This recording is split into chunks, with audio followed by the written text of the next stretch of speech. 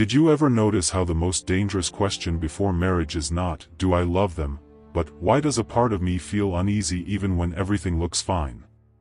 Because here's the uncomfortable truth most people avoid: the person you choose to marry doesn't become safer with time, they become louder. Their patterns get clearer. Their habits get sharper. And if something inside you is already whispering doubt, what happens when that whisper turns into a daily reality you can't escape from? Ask yourself this, not as a romantic, but as someone protecting their future identity: are you choosing love, or are you choosing familiar pain without realizing it?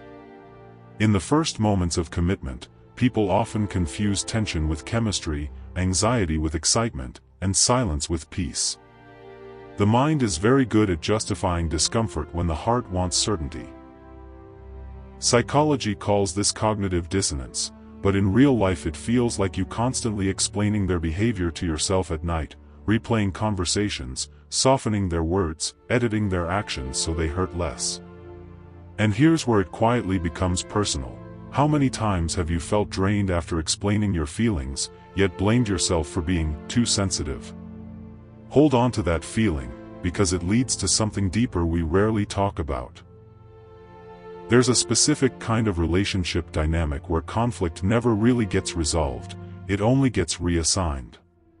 Somehow, no matter how the situation begins, it ends with you questioning your memory, your tone, your intention.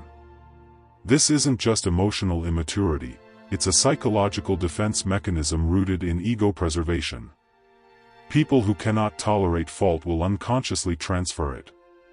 The danger isn't the argument itself, it's the future you're being trained into. One where your default position becomes apology, even when you did nothing wrong. But here's the unsettling question: what happens to your self-respect when peace always costs your truth? Now imagine needing emotional closeness, reaching out, and feeling something invisible but cold meet you halfway. Not anger. Not rejection. Just absence. Emotional withdrawal is one of the most misunderstood behaviors because it doesn't look dramatic. It looks calm, polite, controlled. But psychology shows us that chronic emotional distance activates the same pain centers in the brain as physical abandonment. Over time, you stop sharing, not because you healed, but because you learned it's unsafe. And if you're already lonely with someone beside you, what do you think marriage will amplify? Some relationships don't hurt because they are bad all the time, but because they are unpredictable. One day you feel chosen, desired, deeply connected. The next, you feel invisible, unsure, chasing clarity. This inconsistency creates a powerful neurological loop where the brain becomes addicted to relief rather than love. When affection returns, it feels like reward, even though it never should have been taken away. The scary part is not that this feels intense, it's that it slowly rewires what you think love is supposed to feel like. And once your nervous system adapts to chaos, stability can start to feel boring, even threatening. Control rarely announces itself as control. It arrives wearing concern, curiosity, protectiveness. Small questions. Casual checks. Subtle suggestions. Over time, your world shrinks without you noticing because the changes happen gradually enough to feel normal. Psychology calls this boundary erosion. At first, it feels like closeness. Later, it feels like permission being required for your own life.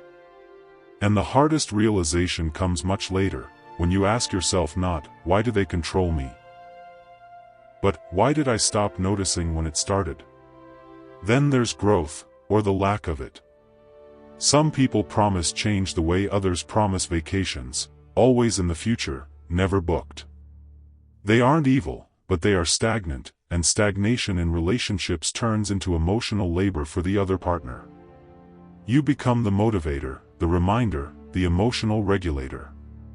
Over time, love shifts into responsibility. And here's the emotional peak most don't want to hear. When you stay with someone who refuses to grow, you slowly abandon parts of yourself to keep them comfortable. Marriage doesn't ask whether someone is charming, passionate, or intense. It asks whether their patterns are sustainable. Love is powerful, but patterns are permanent unless consciously changed. And the bitter truth is this: chemistry can blind you to character, but time never will. The question isn't whether you can endure these behaviors, but whether you should build your entire future around them. If any of this feels uncomfortably familiar, don't rush to judge yourself or them. Awareness isn't about blame, it's about clarity. Because choosing wisely isn't about fear, it's about self-respect. And the quietest wisdom is often the one you feel before you can explain it. The real question now is not, can I make this work? But, what kind of life am I saying yes to if nothing changes?